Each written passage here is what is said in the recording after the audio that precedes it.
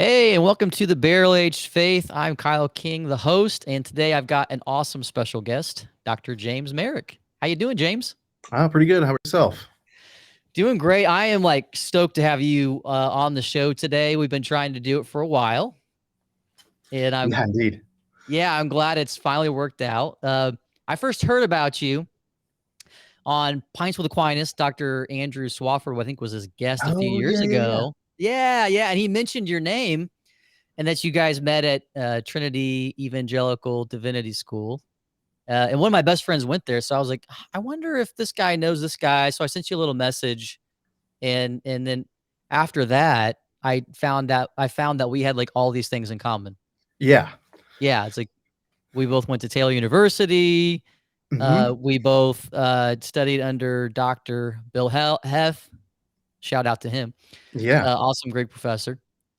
And we both have 6 kids, both former Protestant pastors. This was one of the ones I was excited about. We're both like huge Josh Garrels fans. Yeah. Yeah. Do you have a favorite album that he's put out or a favorite song? What is it? Of course, nowadays, digital media, I never really look at the album like you used to. Exactly. But it's Yeah. like, what is Yeah. it? Love and War and the Sea in Between Them or something Yep. like that. Yeah, but Home is really good. I don't know. And the new one's good. I don't know. But I think that's just such a classic for me. So. Yeah, I've been listening to him for a real long time. Did you first hear him when you were at Taylor University? No. So, yeah, I used to, when I was a professor at Grand Canyon University, I used to have some music playing, like while the students were shuffling in and so on. And it's mainly to kind of, I don't know, keep them at bay so that I could kind of go over my notes and stuff. And there was one student in I think it was my church history class, and she was telling me, oh, you got to listen to Josh Garrels. And usually with students, it's like, oh, come on, like your music is not going to be good. But I don't know what it was. So, I mean, maybe she just kept asking me, and maybe she sent me a link. I don't know what it was, but somehow I decided, like, all right, I'll check this guy out. And I was like, oh, this is great. Oh, you know Mhm. what it was? Yeah, I think she had said, emphasized him a lot. And I saw an article or an interview with him on NPR. I was kind of like, well, this is curious. He's like a Christian author, but he's being interviewed by NPR. The interview was really interesting. I was like, I should listen to this guy. Because, a lot of Christian music is, That's a whole it's, episode in itself. yeah, it's not always the best. Yeah. Yeah. And he's even kind of avoided the kind of contemporary Christian music scene. I mean, he's still Yes. kind of indie labeled, built his own studios wherever he Yeah. goes. Um, I got to know him when I was at Taylor. I was part of like this church planting network. And he was like creating music back then, doing concerts a little bit more like regionally in Muncie, Indiana. And I was just getting started, like hanging out with these pastors called we had this thing called teaching pool where we all these church plants taught through the Bible chapter by chapter, and he was one of the pastors. Huh. He had planted a church in Indianapolis with this group. Hmm. So like every Tuesday morning I got to hear him like put his music into like sermons, like because they would like try out their sermons with each other Oh, based kind of upon like the text. Calvin's company of pastors or whatever, where they would preach to each other and kind of give each other pointers Yeah, I on mean, the it was same. kind of like that. I mean, hey, we're going to be in like, let's say First Corinthians chapter 12. We're all going to be preaching from that together this Sunday, and then we dive in deep. But they would also be preaching to each other in a sense. And when I listened to him, I was just, whoa, what is coming out of this guy's mouth? I've never heard preaching like this. Yeah. It was beautiful. It was like sacramental, really. Yeah, you can tell he's really thought about things in a kind of profound way, and has these insights and angles at the faith that kind of brings stuff to light. It's really I think enjoyable. so. Well, the interview's not about Josh Garrels today, even though we could talk probably the whole episode about him. We should invite him on. I mean, I wonder Yeah, if he'd well, be up for it. I'll go for the ask. Maybe you could ask too, and then we'll see what See if happens. he responds, jumps on. Yeah. Yeah. Let's get back on the topic of you, because you've had a fascinating journey of like being like an Anglican pastor and priest to then joining the Catholic Church. You Yeah. got your Ph.D. from Trinity Evangelical Actually, I went to School. Scotland for the Oh, you PhD. did Yeah. Aberdeen. Yeah. So I did 2 master's degrees at Trinity, and then I went to Aberdeen for the PhD. Very cool. And then you also, this was impressive, I really thought, you were the editor for the Zondervan series, 5 Views on Biblical Inerrancy. Yes, that's right. Yep. Which was fun because I used those series for all different sorts of things while in college and It's a handy little series, yeah, on the whole. It really is hearing different professors kind of go back and forth, different, experts on Yeah, different views. And so you yeah. were the editor of that, which is pretty cool. Yeah, yeah, it kinda came out of my experience at Trinity, actually. I kinda saw different people were, really engrossed in what inerrancy meant, sort of we all agreed as evangelicals that the Bible is inerrant, but then what exactly did that mean? Does that mean that we have to read it literally as some people, predominantly thought, or, is there room for sort of, some factual imprecision and inaccuracies? And so that was kind of a thing that really was, a hot topic, and so I thought, there should be a 5 views book on this. So Definitely, because it's there's a lot more nuance to the conversation than people think initially. for sure. Yeah. Yeah. Real quick, I have a question, and then we'll jump into some other questions. But like, what was maybe a favorite Dr. Bill Heth Hmm. memory that you have from Taylor? Because if you don't know Dr. Heth, you may not understand why we're asking this question. But once you've had Dr. Heth, I mean, he's just kind of a one of a kind individual. Yeah, one of the best teachers I've ever had of all time. Gosh, I mean, there's so many things I could say and praise him for, because I think in a lot of ways I'm indebted to his his joyfulness about academic study, but also, um, just the assignments that he had us do. I mean, he was pretty rigorous for as refreshing and easygoing as a teacher as he was. Yeah, I was just telling someone literally last night that I felt like in Greek class I was always 3 weeks behind. Like keeping up with the work, but I finally understand what the lesson was 3 weeks later. I can't do just one story. I mean, I have a PhD, so I have to always, do a dissertation when you ask a question. But Yeah. so there's a couple things. One is, when did he still give out awards in the form of candy bars? I At the think end so. of Like the he made customized T-shirts for each Oh, yeah, year.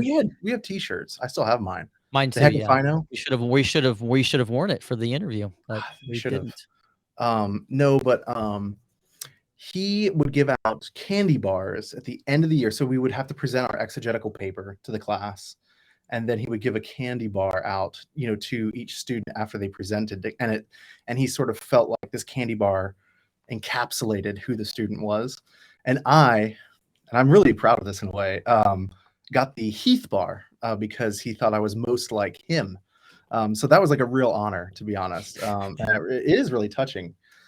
So yeah, I got the Heath Bar award, and I think for a while, like I had it, like I still had the candy wrapper because I ate the Heath Bar, of course. And so that was really cool. But I remember one time, and maybe this won't be funny to others, but it was really great for me. But he would kind of get on these little tangents in class, and he was talking about the charismatic gifts in First Corinthians, and he said. He's like, you have to watch yourself when you equate a sort of warm, fuzzy feeling, um, that you're having when you're having some sort of spiritual experience with God and His presence, because you can get that same kind of warm, fuzzy feeling. Listen to Led Zeppelin driving around in your Volkswagen Bug, and I just thought that was a really funny anecdote. That like just seeing Dr. Heth driving around in his little Because he has Volkswagen a Bug. yellow Yeah, a Bug that yellow, he would drive around, classic. listening to Led Zeppelin or something. So. Yeah, he was just a great teacher, Yeah. and taught me so much, not only about Greek but about the faith. Yeah. So Yeah, end of the year, I don't know if he did this with your class, but he would have you come to his house, and he yeah, had this trampoline, and you would jump out of the 2nd story of his house into the trampoline. yeah. I wonder if he I'm like, still does "This that. is my Greek professor?" Yeah, I don't know. Maybe the school wouldn't let him, but Like lawsuits and stuff. liability. But these are the Yeah, old days I where you wouldn't could do do things. Yeah, so that was my memory, like, jumping out of a trampoline last day of class with him. And, the second memory I had of him was before I even started Greek. This was a year or 2 before I even had Greek with him. First week that I arrived at Taylor, he knew my name from it. orientation welcome weekend several weeks back. Wow, And he said, "Hey, Kyle, how you doing?" And I'm that's like, awesome. "This guy knows my name." And he has this kind of like spirit-filled holiness, Yeah. kindness that, that it's hard to forget. Did you take Greek with him then? Yeah, 2 years. Okay, yeah. So did he do the whole thing? So I actually did an independent study with him. He very graciously allowed me to do that because like the way it worked for me, I switched really quickly at the last minute from a BS to a BA, so I could pick up Greek as a language because Oh, I see. then at that point I knew I was going to go to seminary, so I wanted to get Greek going.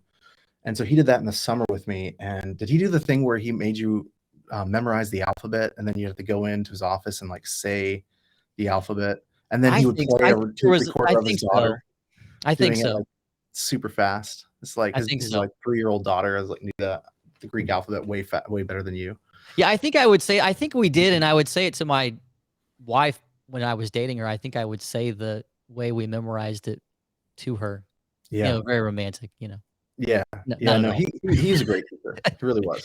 He was awesome. He was awesome. So, Dr. Heth, hopefully you're going to listen to this interview because we appreciate everything that We you've. love you. We love you, man. You're awesome. Yeah. And then, do you have any quick favorite Taylor memory besides Dr. Heth? Oh man, yeah, there's a lot of great memories at Taylor. In fact, I just got together last Sunday with one of my friends from Taylor. I hadn't seen him in maybe 10 years or so, so that was kind of great. But Awesome. I think the spiritual renewal weekends that they did, I don't know if they still do that now, but those were really helpful. I mean, that was kind of a big part of my own journey, listening to like different pastors come in and give like a sort of retreat for 2 weeks at the beginning of each semester. So that was just and I think, in many ways, the Christianity, at least when I was there at Taylor, was kind of healthy. It was really, it wasn't super uptight, but it was very real and authentic, and you felt like a lot of your peers were really serious about their faith, but not in a kind of goofy way. So Yeah, chapel yeah, was packed out, but not mandatory. It was kind of right, a right, unique yeah. thing about Taylor. For me, it was Wow Week, World Opportunities Week. Oh yeah, that's right. Yeah, Eat rice and beans every day. Like you could sign up and just eat a bowl of rice and beans and as one meal once a day. And then they brought in like hundreds of these missionaries from all around the world and yeah, talking about meeting Mother Teresa. And it was just like one of these weeks where everybody wanted to become a missionary, and it just kind of inflamed your heart yeah. to share the gospel with the world. They did a So lot of things well there. Yeah, I think so. And so I'm so appreciative of my time at Taylor, that evangelical value of scripture and community and world missions. And I think Taylor embodies that just like really, really well. yeah. Um, so talking about evangelicalism, before you came to Taylor, what was life like for you growing up? Yeah, I mean, I was very blessed in many ways to have a really solid, faithful family. Both my parents were very, committed to the faith, very devoted. Read their Bible, did little devotions. I don't know if you've ever seen those little booklets called the Daily Bread. Like those things Definitely were all my over the parents house. every They would day. always Yep. read those. Yeah. So they were very faithful, praying. Certainly before meals, but multiple times a day, reading the Bible. My grandmother especially. We would talk about her little sermonettes. She would always have these little discourses that she would give, while you were spending time with her. And I live right next door to her and my grandfather. And so, I spent a lot of time with them. And so, I grew up in a very faith-filled environment, going to church every Sunday. My grandfather actually built the church. Well, he built the interior, I should say, of the church that I grew up in. And so, faith was something very important to our family. But I think so. I was raised in a Baptist home, Oh, me too. and it was sort of an independent Baptist church, which a lot of times means fundamentalist, and certainly there were maybe elements of what is now categorized as fundamentalist um, Christianity, but we didn't have like the King James Bible, like it wasn't that kind of like only King James version or something like that. So it wasn't quite fundamentalist in the same way that Bob Jones is. So I grew up in a very faithful Baptist home, but as time went on, I kind of had this disconnect because on the one hand, I was hearing from my parents and my grandparents, God loves you. He really wants a personal relationship with you. He's sent his son, to earth to reveal himself. He's giving you his word so you can read and learn and get to know him. But then on the other hand, when I would ask questions, it seemed like it didn't take too long until you got to the answer of like, well, God's ways are not our ways. And, um, you can't lean too hard on your own understanding kind of thing. And I kind of felt this sense of like, okay, he wants to know me, but then you can't you can't really go too far. You can't dig too deep intellectually into the faith. And so, I kind of, I don't know, gave up a little bit. I think that corresponded with my parents taking me out of Christian school and putting me in the public school and wanting to be, cool and hip in the public school, and kind of discovering, oh wow, there's this whole other world out there. And so I kind of, didn't take my faith terribly seriously in high school. And it really wasn't until the end of my college that I started to kind of come back to the faith. And part of that was discovering that you could actually study, you could actually think about the faiths in a serious way, that there were all these great thinkers, and that there was this history. I think certainly in the Baptist church, you got this impression.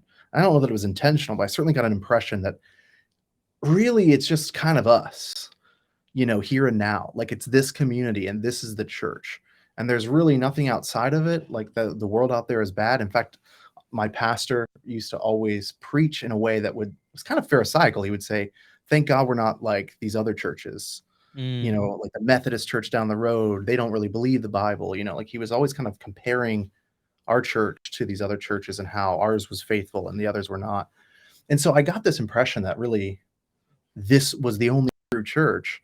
And it just felt really shallow all around. And I think once I started to see, my goodness, there's a history, there were thinkers in the past, and there were these great apologists who had really articulated the faith and defended the faith well, and answered some of those questions that I had. I started to go, okay, I should really actually take this seriously. And, really caught up within that was discovering the history of the church, discovering the tradition. And that's kind of what brought me into an Anglican, expression of the faith. Yeah, so it was towards your end time at Taylor that you started discovering some bigger thinkers that really pushed you in this direction? Yeah, so I did a couple of things at Taylor. Well, one was the spiritual renewal weeks that I mentioned earlier. But I had a great group of guys, and we would just come together and listen to like an apologist defend something, whether it was, the idea of divine creation, or, the integrity of the Bible, or whatever it would be. He would defend it. And it was really helpful. And then we would read scripture together. We would fast on Fridays, and then break the fast together early Saturday morning. So kind of Oh, bucking some wow, politics that's cool. trends. Yeah, like Didn't instead of have that sleeping when I in on was there. Saturdays, Yeah. we're waking up early and eating breakfast together. And so, that was really formative to see some guys that I actually respected and enjoyed taking their faith seriously. But then I also was an intern at the church that I was a part of. And two of the pastors there kind of really came around me and started to share with me different theologians, and particularly Anglican theologians, that they were really interested in. N.T. Wright, of course, C.S. Lewis, J.I. Packer, Mhm. trying to think of the other big Anglican theologian that I was exposed to then. And I just, all that started to kind of come together. Here's the Anglican tradition. It's deep in the history.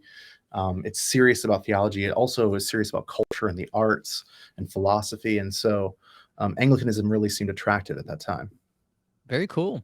And so then you graduated from Taylor, went on to Trinity Evangelical Divinity School, and then were you still captivated by Anglicanism there, and then made the formal decision to be ordained?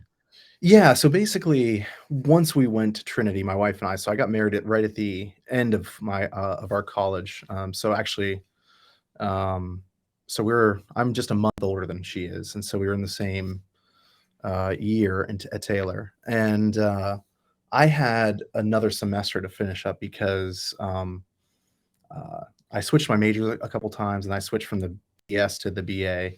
And so I had a couple courses I had to finish up on. And that's during that time I kind of did some more work with that church that I did an internship before with. And so, yeah, we were married, and then we went to TED's, Trinity Evangelical Divinity School, kind of the very next year. So, and so, by the time I was at TED's, I was basically an Anglican.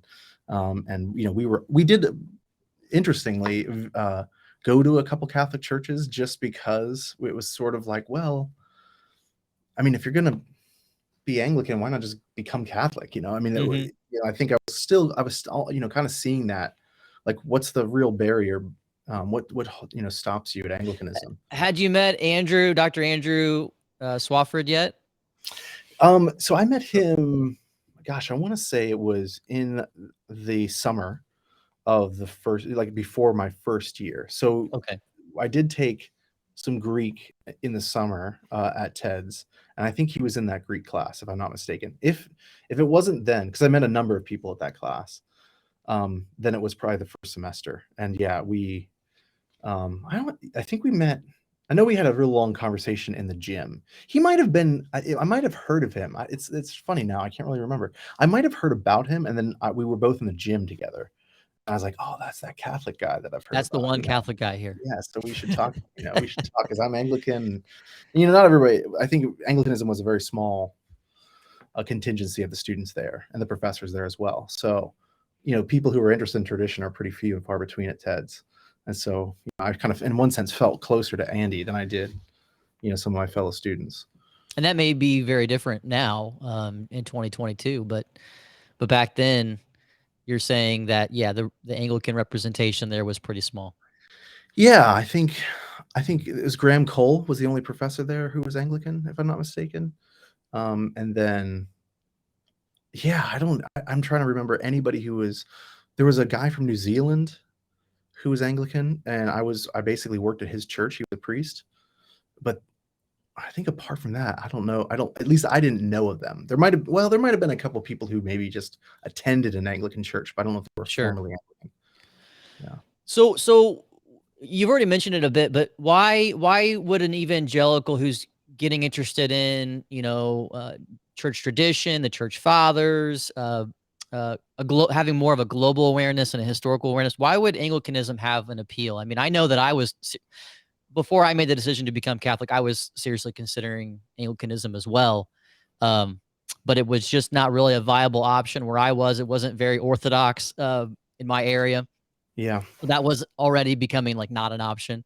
And there were some other reasons too why I ended up not becoming Anglican, but I very well could have and had that journey. But why are evangelicals attracted to it, or when they become attracted to it? What's the reason? Yeah, well, I mean, I think it is in part some of the same things I mentioned earlier. That I think increasingly in our day, if you're going to be Christian, you sort of really want to be Christian. You know what I mean? Like you really want to take it seriously, and the idea of a kind of Christianity that is culturally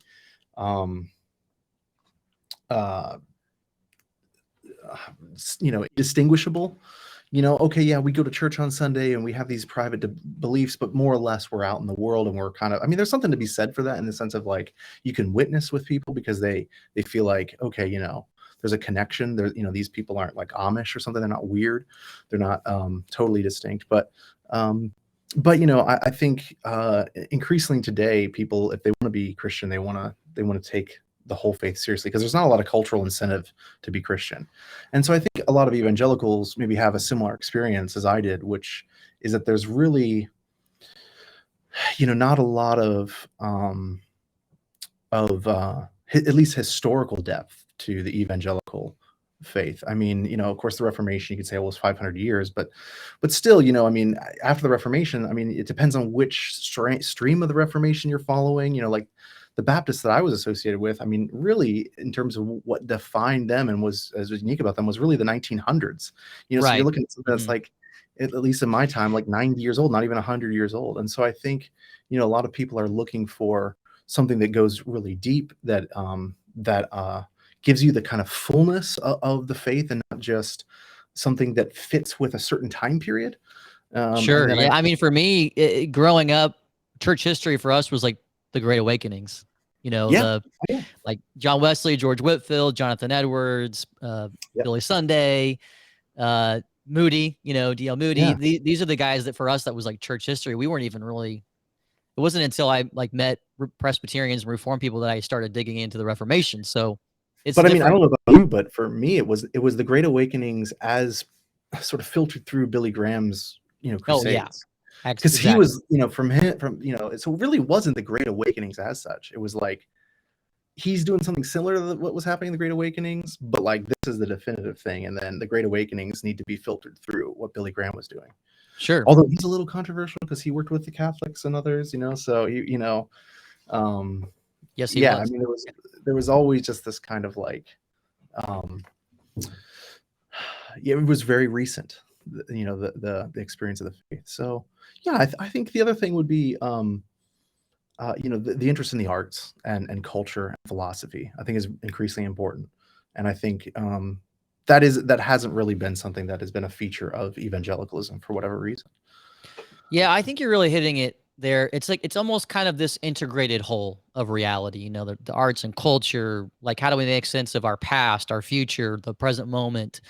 N.T. Wright was huge for me too. Yeah. He I remember in his book Surprised by Hope, which I think came out in 2009 or 10. But I was really into eschatology, studying the afterlife, end of the world. Growing up as a kid, I like read the whole Left Behind series. Oh, right. Yeah. But I mean, late high school, college, I mean, I completely walked away from any kind of dispensational sort of framework, more covenantal framework. But I was still into like contemplating how does the end make sense of the beginning and where we are right now? Because if you just have this escapist mentality that we're just escaping this whole world, Right. to me, it didn't make sense. It didn't really tie in everything else about reality, culture, art, the environment. And so I kind of went through a little bit of a crisis, an intellectual crisis. Like, if Christianity is reality, why doesn't it seem integrated enough? Yeah. And so N.T. Wright was really helpful. And Dr. Ben Witherington, which I pretty much read everything he wrote. N.T. Wright was really helpful in connecting the sacraments and the union between heaven and earth. And so, Genesis chapter 1, there's a union of heaven and earth in Christ. There's a union of heaven and earth in the sacraments. There's a union, and then at the end of the world, and it's the cosmic sort of renewal of all things. Yeah. That was captivating to me. Yeah. Yeah. No, I think I was more, I mean, I really wasn't thinking terribly about eschatology, and that's partly because my dad, he like did this whole study. He was a dispensationalist, and pre-trib, all that sort of stuff, and so he was really interested in it, and like was always talking about it. And I think for me, not to say that it alienated me, but it's just, I guess maybe just wanting to go out and study my own thing, and not just sort of have to always come back to the same subject. So Wright was really helpful for me in terms of reading the scriptures, because I mean that was the interesting thing, and that was like a kind of a deal. It sealed the deal for me as an Anglican, because I grew up hearing these sermons about like, we take the Bible seriously. These other churches, they don't, but we take the Bible seriously. And then when I read Wright, I was like, oh my goodness, there's so much of the Bible that I never heard about. Like one that seems super obvious now, but at the time it was like groundbreaking. It's, the idea that Jesus, when he preached the gospel, his gospel was the kingdom of God is here.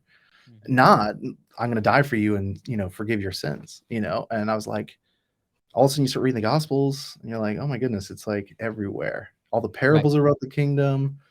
The disciples are always wondering when the kingdom's going to come.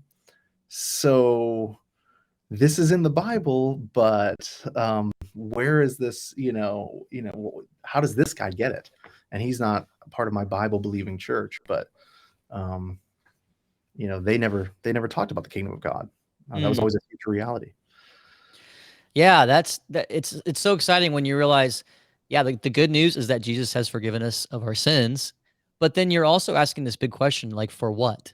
It's a car gets damaged, your car gets fixed, but the car has a purpose, and that is to drive it to places. And I think when you get the kingdom of God, it that whole like idea, then you feel like your theology is going places rather than just becoming, forgiven.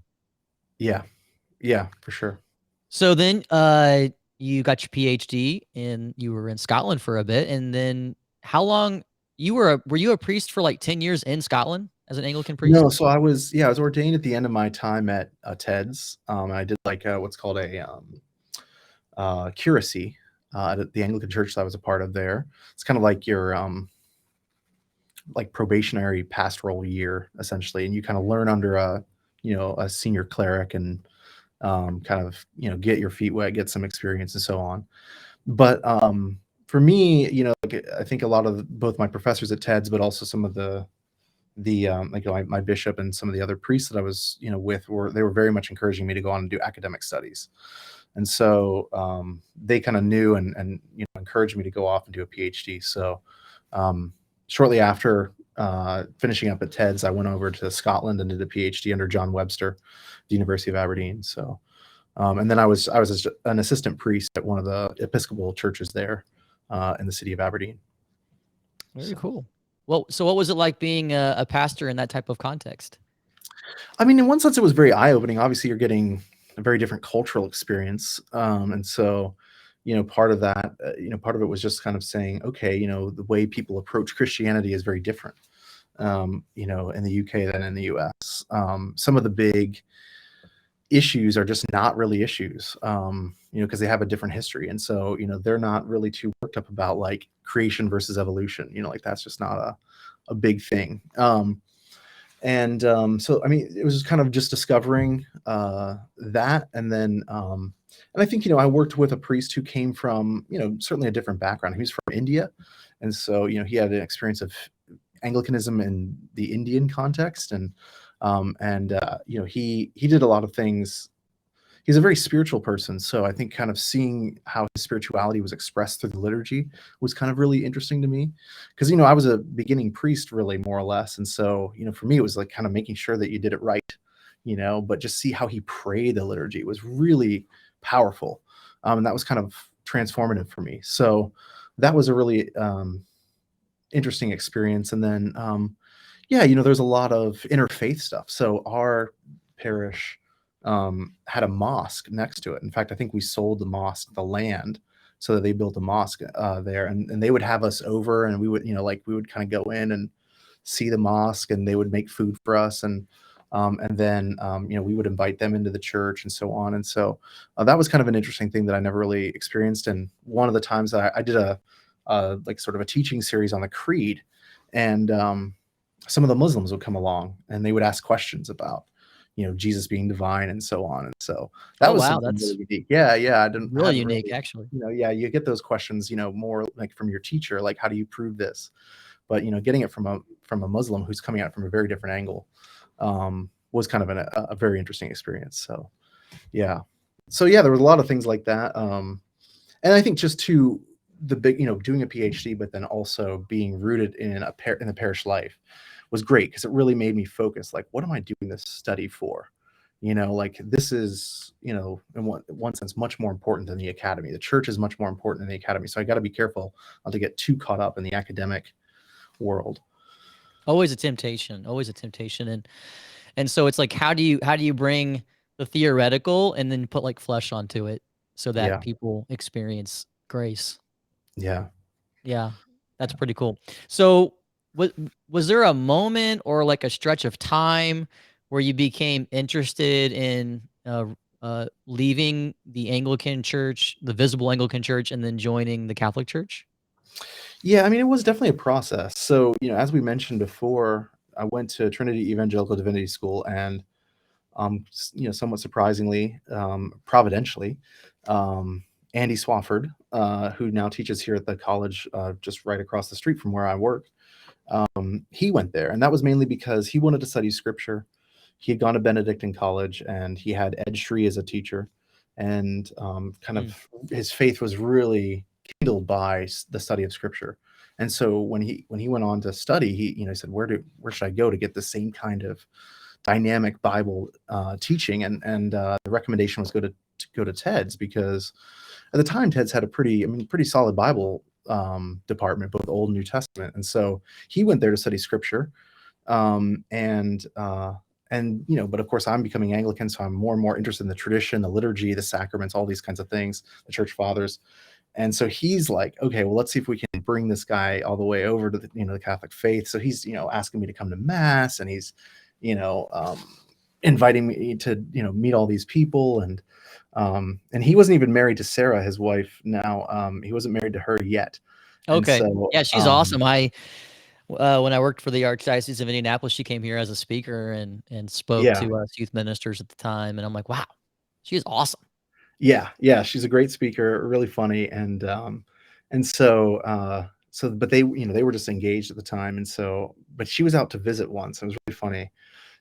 Andy knew he was going to be moving on and going to Mundelein Seminary, and so I think he was like, okay, this is my last chance. I was getting ready to go to Ph.D. and he was going to go to Mundelein, so he's like, all right, I got to get this guy converted. So he like cornered me in my office in my house, and then like Sarah was out there with my wife, like teaching her the rosary, and they were really trying to get us to convert. So, I think those conversations were really important. I mean, Andy really did something great in the sense that he helped me just through the way he expressed his faith, show me that, if I became Catholic, it wouldn't, I could do it. I wouldn't have to like become a totally different person. Like, I could just sort of see myself as a Catholic through him, and realizing how much we had in common.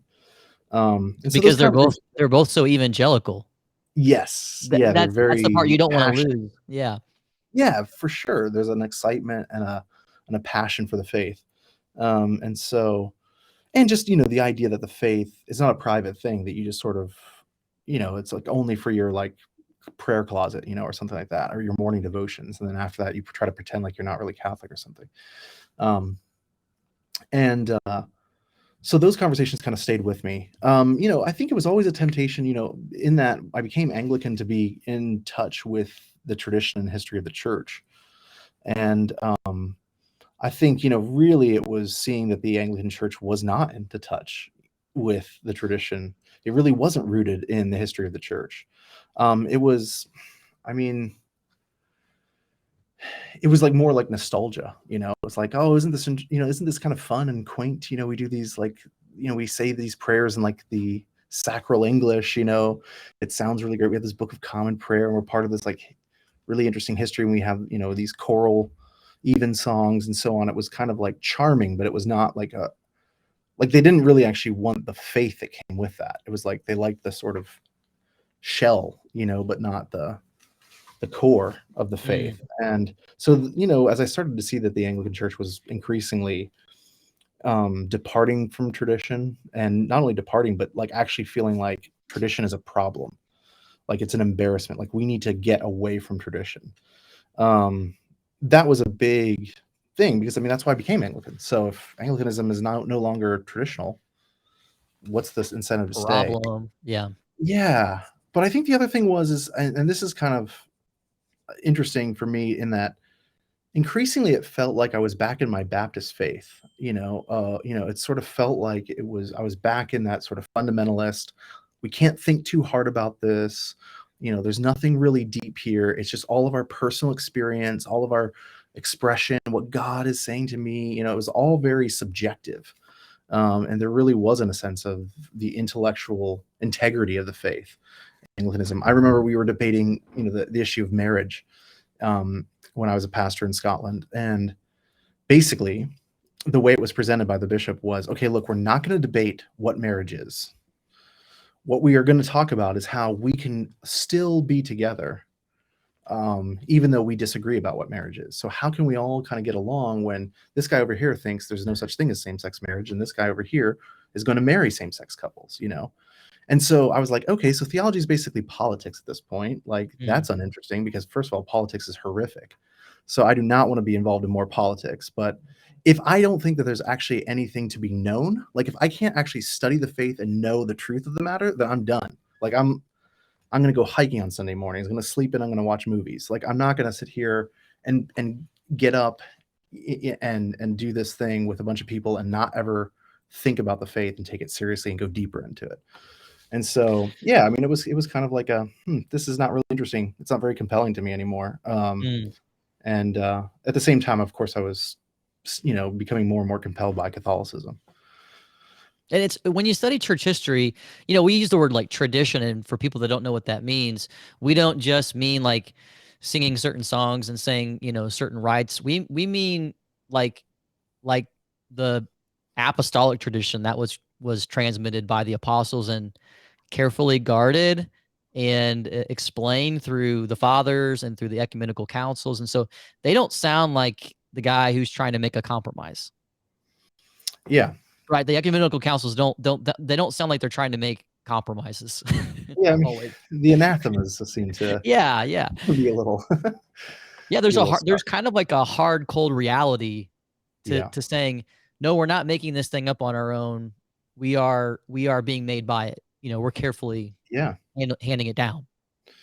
For sure, for sure. And I think, I mean, it's kind of what I was saying earlier. I think if people are going to be Christian today, you really have to like own it, and take responsibility for it. And so, just looking around at society and thinking, okay, what kind of faith am I going to give to my kids? Mhm. The faith that I had as an Anglican, or not so much that I had, but at least that a lot of um, um, the people I was involved with, it was very much like, let's not take this too seriously. Like we want to kind of be cool too. Like, you know what I mean? Like, I mean, that probably sounds ridiculous, but I mean, I remember, so one of the big things for me was, it's interesting how Providence works. So I went over to Scotland a second time. So I did my PhD over there. I was a professor at a Baptist college. And then, well, it wasn't really Baptist at the time, but they hired a Southern Baptist dean. So it increasingly became Baptist. And I was like, I can't sign the doctrinal statement, because I mean, it did not think of the sacraments as sacraments. And so I was like, okay, well, that doesn't work. So at the same time, I was kind of realizing I need to find something else.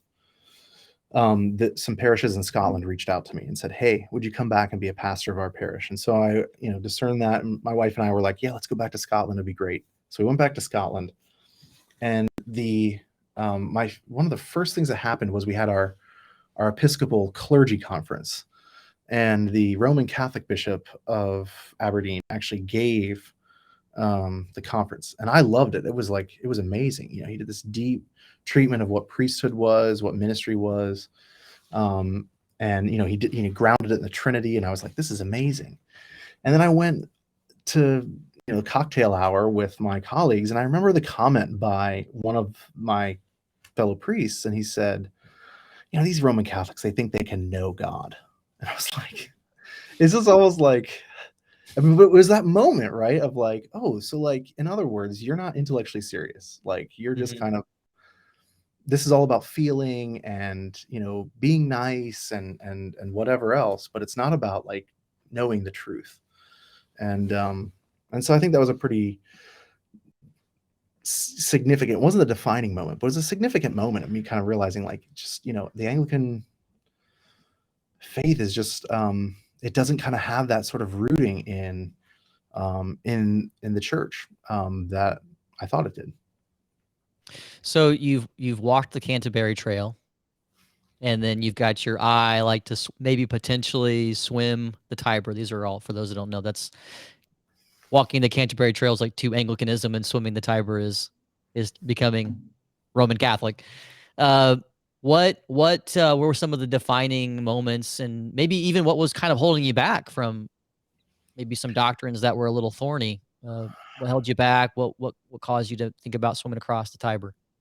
Yeah, I think by the time it actually happened, I was pretty much there. In fact, I was teaching a class for an Anglican school, and I was teaching like Catholic documents. Basically, I was teaching documents from Vatican II, and I was doing Aquinas and Bonaventure and so on. So it was like almost like I had more or less converted, before actually making it formal. Um, I'm trying to think of things that maybe held me back. I mean, I guess, I mean, for a long while, the question of the papacy was, something, because, I mean, I definitely learned a version of church history that said it was a late development, and had more to do with politics than actual, um, you know, uh, what was actually given down by the apostles and so on in the early church. So I think, the papacy was definitely something that I had to figure out. And then, like Mary and the saints, that really wasn't an issue, because I think as an Anglican, I was like a sort of a high church Anglican at that point. And so, Okay. we would pray to the saints. We would, I was rector of St. Mary's Church, so we did, celebrated, well, at least the Feast of her Assumption, although we just call it St. Mary's Day. So we didn't really quite see it as her Assumption. But, um, so I mean, the idea of Mary having an important place with devotion, your devotional life, and within God's plan of salvation, that really wasn't a problem. It was mainly like some of the ecclesiastical stuff. And I think really there, again, it was seeing the kind of, here's another example. So the bishop I was under in Aberdeen, he came to me, or we were meeting at one point, and he said, well, I don't have any authority other than what I can get by, people's trust.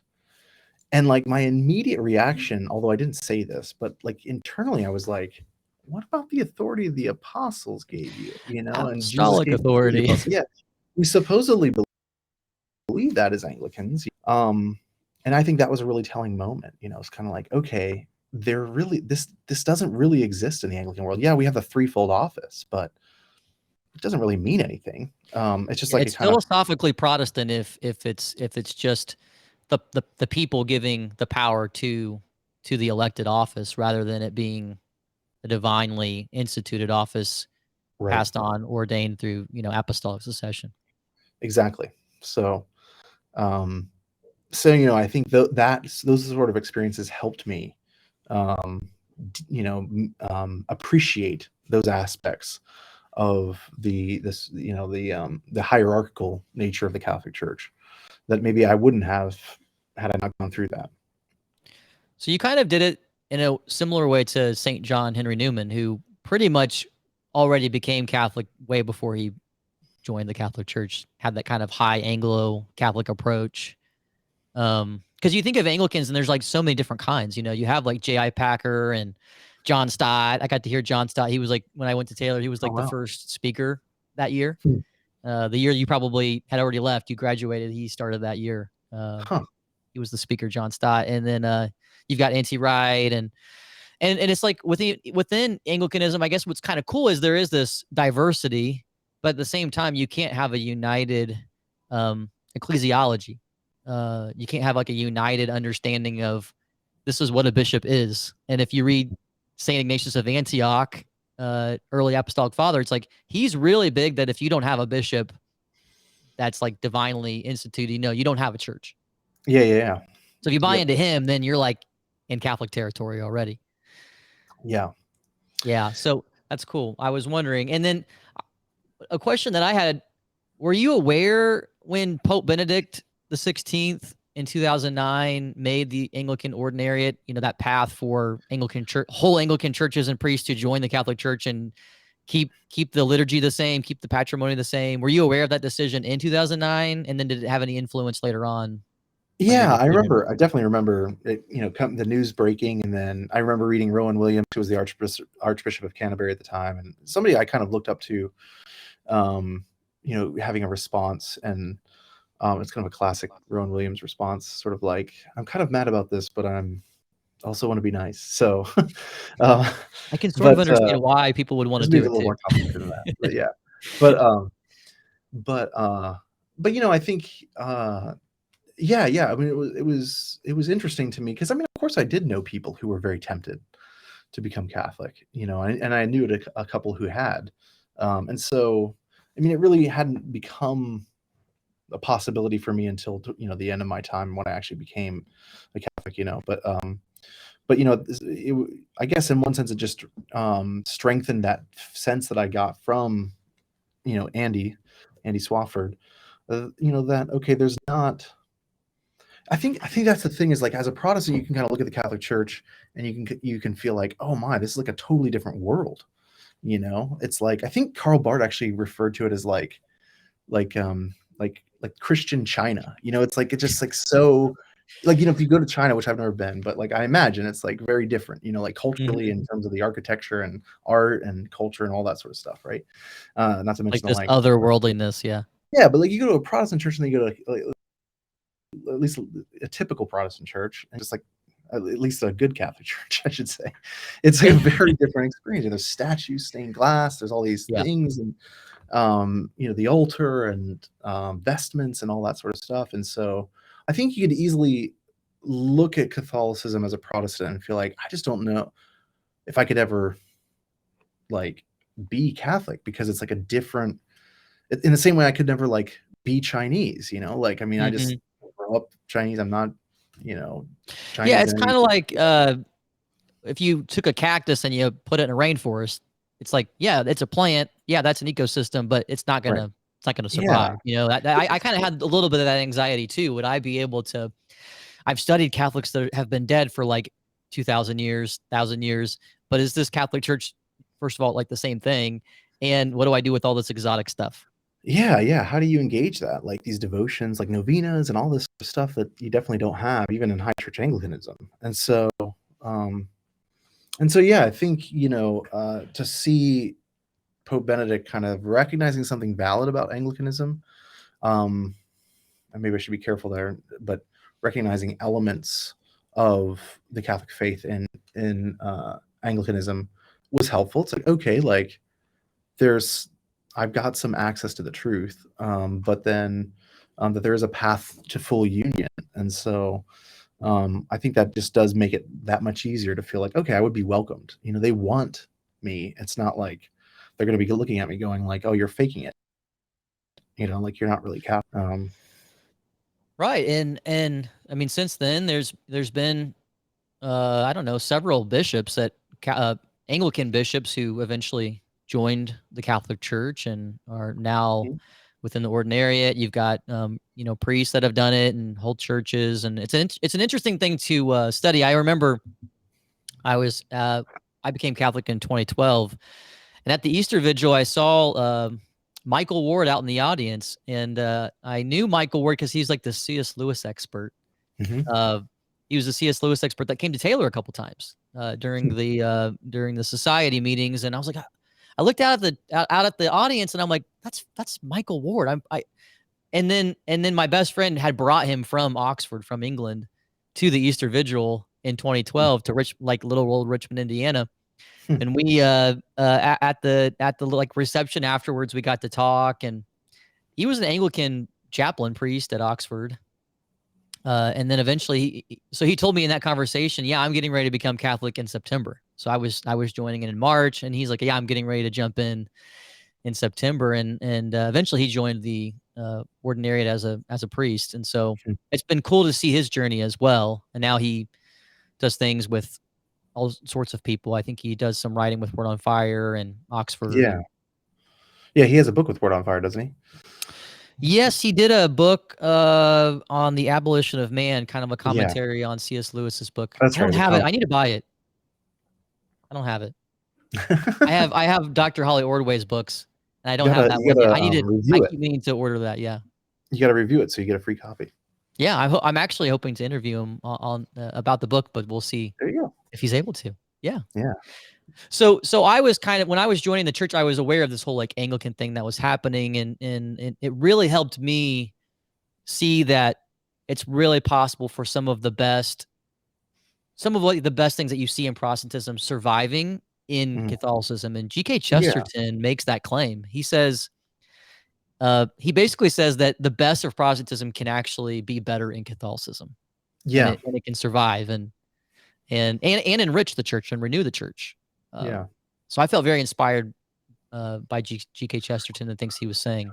Just real quick on that point, I mean, that's one of the things that I've really experienced. I mean, because I think for a while, as I was kind of saying earlier, um, it was kind of embarrassing to look at my background, in this Baptist faith that certainly wasn't Anglican, and then to some extent was, anti-Anglican, because Anglicanism is like too close to Protestantism, or sorry, too close to Catholicism, and so, you know, like I really couldn't embrace my Baptist faith as an Anglican, and then of course just the intellectual dimensions being kind of wanting, and then becoming Catholic, I really sort of wow, like look at this, look at what my parents have given me, like look at like how amazing it is, and there was something really good about that, and how seriously they took faith in the home, and so in one sense, becoming Catholic actually made me more appreciative of my upbringing than being Anglican. Mm. Yeah, that's really good. So when did you make the decision? Okay, I'm going to become Catholic. I'm going to resign from the church. What was like your family reaction? What did your wife think? Was it a Yeah. wild time, chaotic time? Was it smooth sailing? Yeah, so I asked to be received in the church on the Feast of Saint Therese in 2016, so October 1st, 2016. And of course, I had kind of made the decision, I don't know, months before that, but it was like, yeah, I got to the point where it's like, I don't know what else is going to happen, but I know I'm going to be Catholic. You know, like I was kind of like, I can't not do this. And so, and, you know, I was praying about it quite a bit, and had a lot of encouragement from different Catholic folks who I knew. And so I had kind of decided. And yeah, it was interesting because I, in one sense, decided apart from my wife. Like I didn't wait until she agreed. I sort of just like went out ahead and was like, I'm doing this, and like I'm really hopeful that you'll follow me, but like I can't not do this. And so, you know, initially I think she felt frustrated for a lot of reasons. Like one is I just kind of made this really significant decision without her. Second of all, like, okay, well, what are you doing now for like a career? Because you can't be an Anglican priest anymore, and probably you can't be a Catholic theologian really, because you don't have any, you know, Catholic theological training. So she was, I think, very upset about that. And I think that, you know, she definitely struggled with some of the doctrinal elements that I just kind of, I had reconciled pretty quickly with, you know, so for her, you know, this sort of standard hang up about Mary, you know, like, okay, look, if like the Immaculate Conception, for example, like, if God can, you know, keep Mary from being without sin, why can't he give Jesus, you know, humanity from Mary without, you know, except for sin, right? Like, why can't he preserve him from original sin, and why does Mary have to be preserved from original sin? So, you know, that seemed superfluous. I think some of the other aspects of Marian doctrine, you know, didn't seem right. Praying to Mary seemed a little strange to her. So that was one of the things. You know, she used a lot of Catholic resources in our home. So I mean, I think it wasn't like totally awful or totally, you know, she didn't have the normal Protestant reaction of being like, oh my gosh, Catholicism's like false Christianity or something. She didn't have that view, but she was definitely like just not convinced. And I think for her, a big part of it was thinking like, and this is something of course that would never occur to me, but she kind of thought like, well, like if my sister comes to visit, like they can't go to church with us or they can't receive communion with us. Like that was a big deal for her. I was like, well, I mean, like she's just become Catholic. I mean, I don't know. But like she was very upset, you know, that she would have this distance. And so so I think that was a big deal. I mean, you know, and then to some extent she just kind of became Catholic, just sort of trusting me, and also just because like this was kind of the direction I was going, and I was kind of pretty adamant that we do this, and it's good for our family. And what's great though is, I mean, thank the Lord, she's like a better Catholic than I am. Like she's kind of really, you know, she like started discovering all this stuff and like loving it, and she's like, she gets like the devotional element like way better than I do. So so I think for her, it's been a really great thing, although something she was resistant to initially. For the rest of my family, yeah, I think they still kind of look at it strangely. I mean, my mom and my brothers and sisters, or my brother and sister, you know, I don't know, I think they respect it on some level, but like they don't at all see it as like a possibility for themselves. And I think they, you know, they'll have the standard like, oh, you believe like you work your way to heaven or something, or, you know, like you're praying to dead people, or, you know, like these kind of standard Protestant objections. Right. And so, yeah, they, I think, yeah, still are suspicious or still skeptical, even as they, I mean, it's not like they don't think I'm a real Christian or something like that, but they definitely don't think Catholicism is like a real option. Although that's been helped, interestingly, by some, I think, great Catholic communicators, you know, like Matt Fradd, like Matt Walsh, like Michael Knowles, like some of these folks that they'll kind of come across in the, you know, in YouTube or Facebook or whatever. Yeah. And, you know, it's like, oh, like I think it exposes Catholicism to them in a way that I can't, you know. Sure. So And that's exactly what happened to my parents. My parents just joined in awesome. 2022. Yeah, at the Awesome. Easter Vigil, and Congratulations. thank you. They were totally wired the same way, you know. Not only did they not understand the move into the Catholic Church by me, they also were, you know, very certain that they would never be able to do that, and had lots of good reasons why. Mm. So it was basically Catholic YouTubers and interviews during the shutdown that my mom started watching, and then Dad started listening to Father John Ricardo on his radio, because he's a truck driver, drives a semi truck, Wow. and just started listening to that. He used to listen to like only Ravi Zacharias, but then after his Yeah. big fallout, he was a big apologist that I Oh, followed, yeah. and He deeply did influential on my faith. he I don't think he did he might have done one of the spiritual renewal weeks, actually. Yeah, but I actually did Habitat for Humanity with his son. Yeah, his son went to Taylor, and I just Yeah. missed him. So I was really like, when I started at Taylor, I was super sad that I just missed Ravi Yeah. being there. But yeah, of course he died. Everybody discovered his awful scandalous sins, even though he was this bright mind and wrote amazing books and phenomenal ministry. But anyways, my dad was really into him, and so when that big fallout happened, he had to find something new to listen to on the radio, and so he started listening to Father John Ricardo Hmm. on Did the you put him up to radio, that, and or did so he just that sort of that was a stumble big. across it? What was that?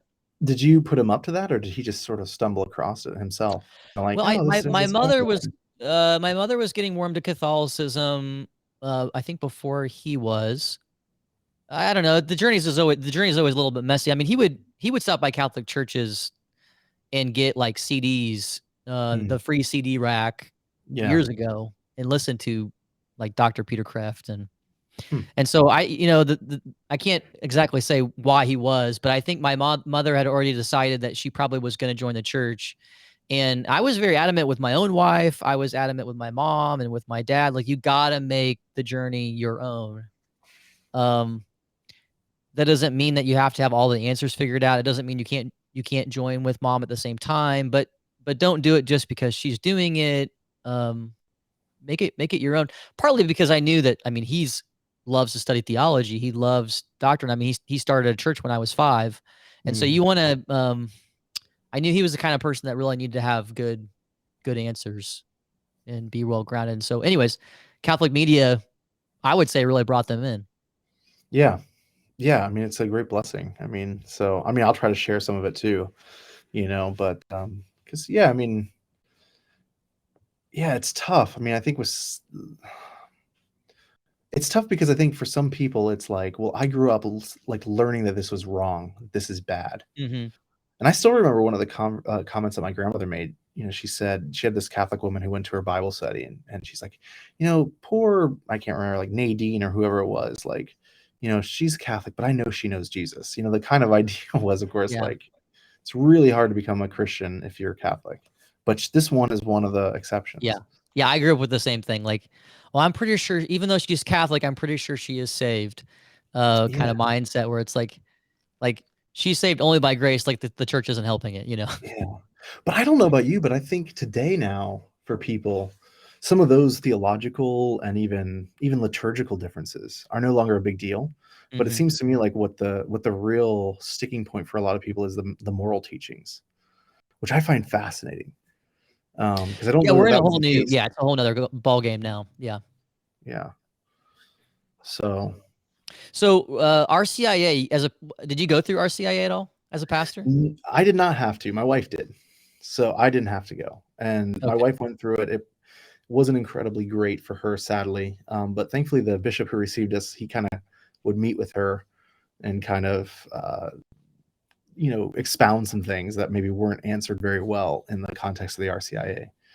And so, which was great. I think that was part of it, was just that friendship, but I think he's a very winsome communicator. And so, That's I think pretty that cool was, that she had like a bishop taking her aside. yeah, That yeah. doesn't normally I can't say happen. enough good things about the bishop who received us. He's a wonderful, very holy, eloquent, bishop. So Yeah, well, very cool. When did you befriend Dr. Scott Hahn? Because you worked with him very closely at the St. Paul Center for quite some time, and yeah, I'm interested to know like how you met him, how that relationship began. yeah. So yeah, so I was received in the Catholic Church in 2017. So I'm younger Catholic wise than you. I wish I was younger age wise than you, Older in but I was roughly received in years, but younger 2017. in, yeah, yeah. And I was in Scotland at the time as an Anglican priest, so obviously I couldn't stay there because my visa was attached to me being a minister. So it was pretty much like become Catholic and leave. Um, and I didn't know what we were gonna do. My father had recently passed away, so the plan was I'll move back. We'll move in with my mom as she's trying to figure out what's next for her. We'll try to figure out what's next for us, and maybe we can kind of help each other in this time. But thanks to Andy Swafford, who I owe so much to, not only my Catholic faith, but even just career prospects in the Catholic world. He mentioned my name to Scott and said, "Hey, you should meet with this guy." And so Scott called me up. I think he emailed me and then he called me up. And I was actually on the phone at the time. It was kind of great. I was like, "Hold on, Scott Hahn is calling." So I have to hang up with you. And he just said, "Hey, why don't you come out to Steubenville, Mass?" And so I met with him, and to be honest, I was kind of just hopeful that he would give me some advice about what it means to be a convert and kind of pitfalls, and best case scenario, maybe he could give me a couple job tips, But at the end of the conversation, he offered me a job, which was amazing. So I went back to the States. I was going to be an adjunct professor at St. Francis University.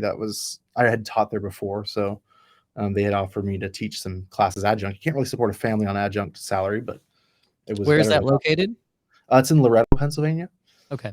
So I grew up in Pennsylvania, so it was close to home. And so then, but Scott offered me an actual full-time position working at the St. Paul Center. So I got to teach at Franciscan University a little bit too. And so, so I've known him for, since 2017, basically. So for, coming up on 6 years. And he and Kimberly are the godparents of our youngest. So, he's been tremendous in terms of not only my own professional life, as it were, but just in terms of really teaching me the Catholic faith in a way that I would not have probably stumbled across. I think, and he's just an amazing mind. I mean, he knows the scriptures really well, but he knows the tradition and history and theology really well. So, he's not just a biblical scholar, although that's how he's often sort of represented. I mean, really, I would say he's more of,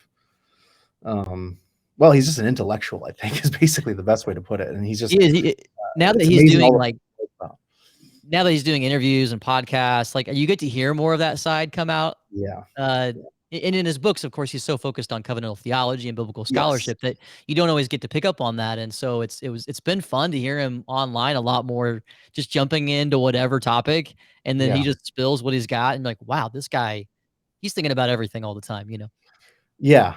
I mean, and he's so well spoken too. I think that's the other thing. You can ask him a question and he'll be like, "Well, I'm just thinking out loud here," and it sounds like he's been thinking about it for 20 years. That already sounds like a book.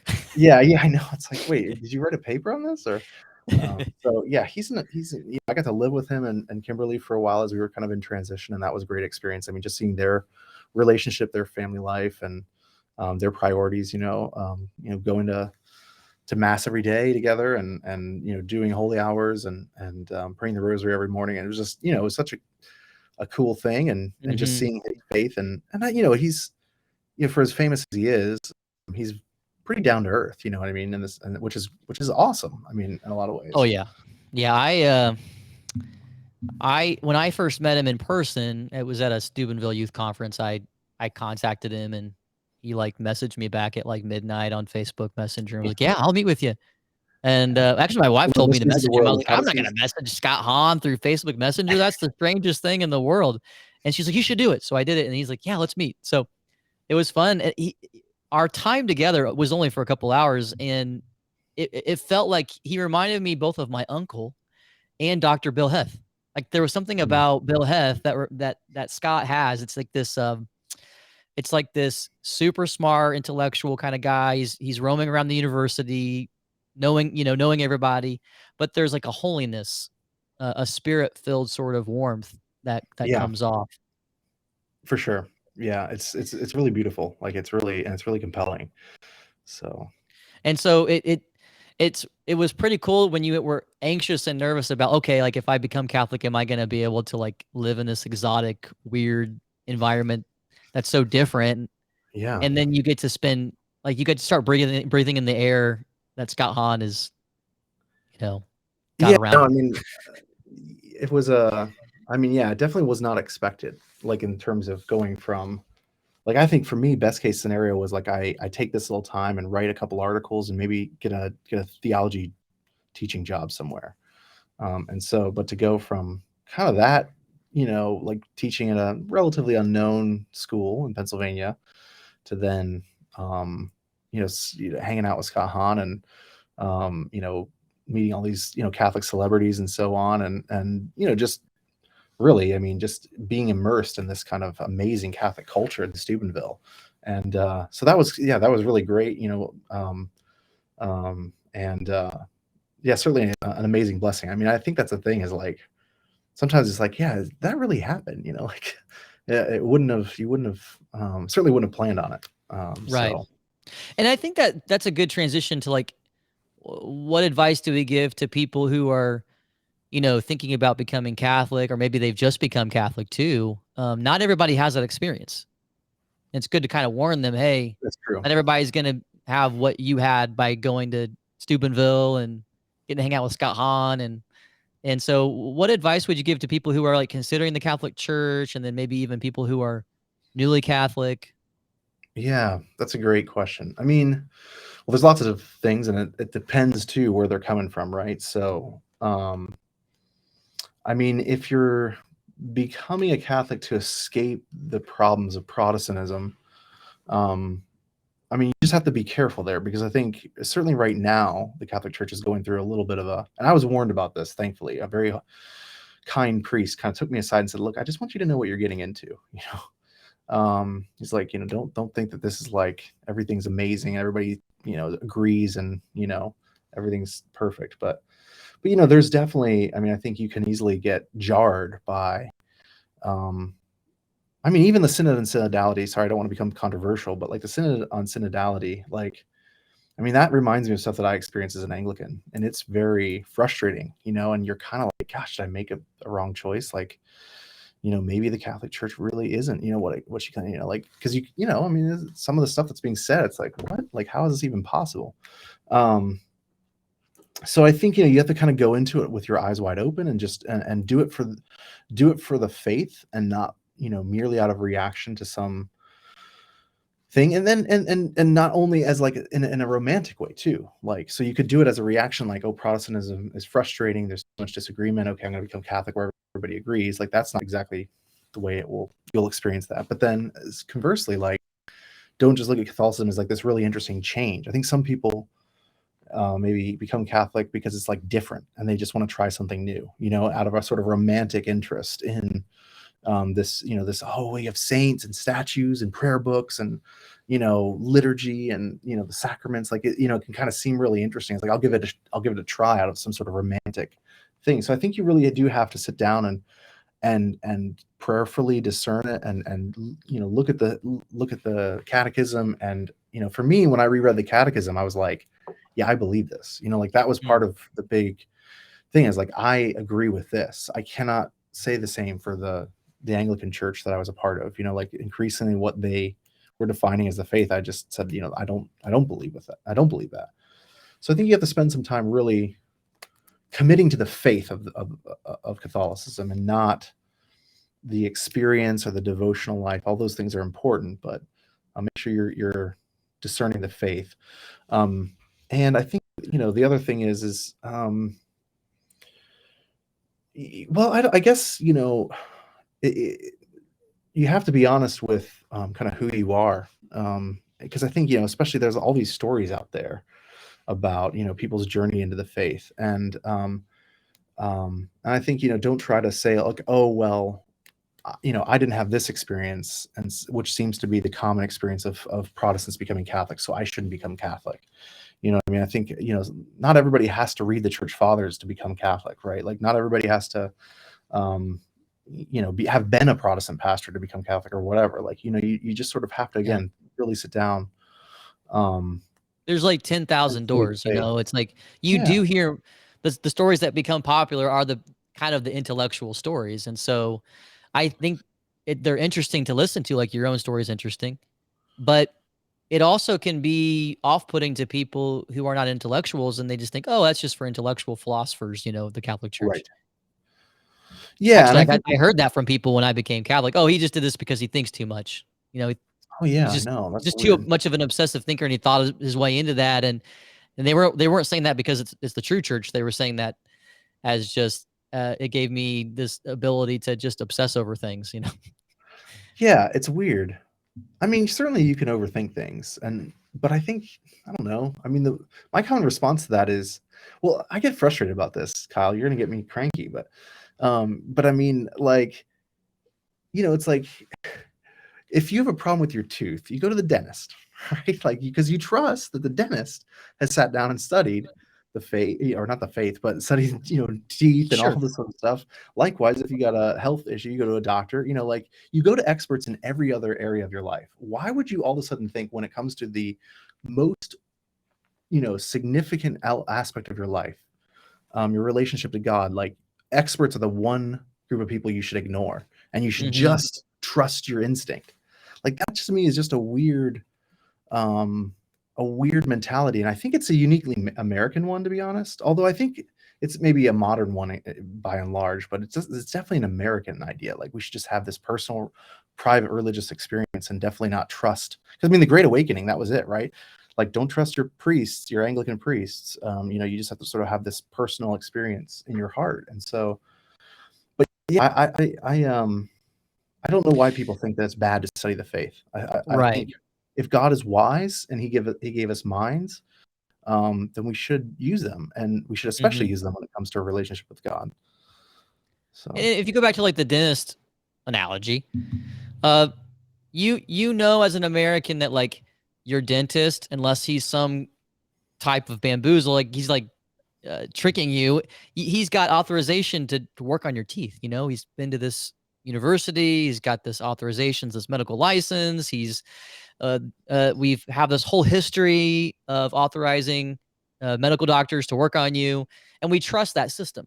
And so you're not just trusting that he knows a lot, like he's just read a lot of books about teeth, so he's gonna work on my teeth. No, you also know he's gone through this like authorization process. And I think when you apply that standard to the church, okay, like where does your authority come from? right, And for us, that has to like go all the way back to Jesus and the apostles. Uh, then it doesn't become far fetched to say, okay, let's think this thing through, particularly if it looks like the Catholic Church is there from the beginning. And that's why studying church history, particularly the early era, is so important. There seems to be a pope around, and there seems to be these bishops in communion with each other, and there's councils, and well, and I mean, you just go back to the Gospels, right? Like in Matthew's Gospel, it's pretty clear. Jesus, the first major thing that happens is the Sermon on the Mount. And then at the end of it, they're like, well, he preaches as one with authority. Mhm. Where does he come from? He preaches as not like the scribes and Pharisees, but as somebody with authority. And then the rest of the first half of Matthew's gospel is Jesus exercising that authority in various ways. And that's the kind of common thread, who gave you the authority to forgive sins, right? Like, who gave you the authority to cast out demons and so on. So the centurion, right? Like I'm Yeah, too am a yeah. man under authority, right? So authority is the theme from the Sermon on the Mount on. And then what does Jesus do next? He gives that authority to the apostles. And so, That's a I good mean, side by side. We're like, they're questioning, hey, where do you get the authority to forgive sins to Jesus? And then in John 20, he's like breathing on to the apostles his authority to forgive and retain sins. yeah. So, yeah, what do you do with that part of the Gospels? Like Hmm. I guess you have to say, oh, well, that was just for the apostles, and that's not something that happens now. But I don't know. You Yeah, don't it's really either have a just for the apostles or it's like for everybody in some ways. sure, And that's where I think you have to kind of get into some distinctions here. Like, right, yeah, I think everybody, if you're a Christian, you do have some type of authority grounded in Christ, which is why, like, when you pray for someone to be healed, you're not praying for them out of your own power, but hey, in Jesus' name, Lord, if you want this person to be healed, they can be healed. And so there is like this connection where all Christians are connected to like who he is. But when you study the New Testament, there is a distinction where like not everybody is a presbyter. Not everybody right. has Well, apostolic authority. even when Jesus gives the authority, he doesn't give it the authority to all the crowd, like all the people who are following him. Well, even the Right, right. disciples. He only gives it to the 12. So, yeah, I mean, it's something that they have the authority to go and preach, not just anybody who's heard and believed, which is Mhm. kind of interesting. It is interesting, and it was a challenge for me to go into that kind of paradigm of thinking growing up as a Baptist, where you have leaders, but what is this apostolic authority that Paul is claiming in 2 Corinthians against the false teachers? Like, what does this mean? And as a pastor, I was wrestling with, what does ordination even mean? Because I was contemplating joining different denominations, grew up Baptist, then I was in the Christian Missionary Alliance denomination for a bit, and they were wanting to do some ordination stuff with me, and then back to the Baptist world, and then I was looking at like the Methodist and Anglican churches. And so I was really wrestling with this, like, what does ordination truly mean? And then one of my mentors, a Methodist pastor, I actually went to him becoming ordained by his bishop. And there was such like celebration and solemnity to the event. We all went to this university and watched it all happen. And I left that thinking there's something more going on here. And so it made me kind of jump into the church fathers, apostolic succession, and all this kind of like making sense of ordination. Yeah, yeah, because at least in the Baptist church, it tends to be this person has been recognized by this community, and we're going to give him the authority to sort of speak to us from the Lord, as it were. But it's like there is this kind of idea of like, well, any of us can do this. It just, it's just efficient to have one guy do it, because we can't all study the faith. So for practical purposes, we'll put this guy. I remember, and I don't know if this is entirely related to what we're talking about, but it just kind of reminds me of something I experienced actually at Taylor. I was like, you have these, little small groups. I can't remember what they were called, but you have your discipleship coordinator, and then there were Yeah, I these. was a You were a discipleship DC? coordinator. Yeah. Yeah. So was my wife, but then you had these other people who were kind of leaders in some way of like small groups, and they would check in with the DCs. I don't know if they still did that in your time, but so I signed up one year to do that, and so we had to go to the special training with the chaplain, and I remember him saying very, starkly, we don't need dead theologians to tell us how to read our Bible. And I thought, well, then what am I doing here? Because what's the difference between you and a dead theologian, really? Like, I mean, just you're going to die at some point. So, Right. like, if I don't have to listen to anybody and it's just me reading the Bible, then I don't need to come to chapel. I don't need to go to church. I can just sit down and do this myself. I don't even need to be I shouldn't go to a small group.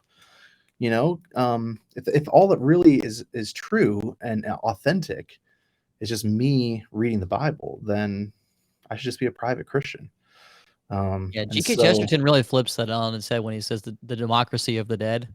yeah. Like we have to take like we have to take, if we're gonna do like, okay, voting, then we have to consider all the voices that have ever lived and listen to them, particularly in the world of the church.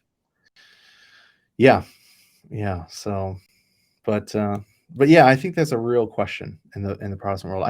To go back to your original question just about advice, I think, the other thing to do is just to trust in providence. I mean, I think for me, yeah, like I didn't know what would happen. I mean, I just sort of trusted that, somehow God would take care of it. Now, granted, it's a little different for me because I'm obviously like by career, a pastor and a theologian. So to become Catholic, means a career change in some sense, like not like a plumber becoming Catholic where it doesn't matter to their career. So it's a little bit, but I mean, just, whether you're worried about your family and what they might think, or whether you're worried about,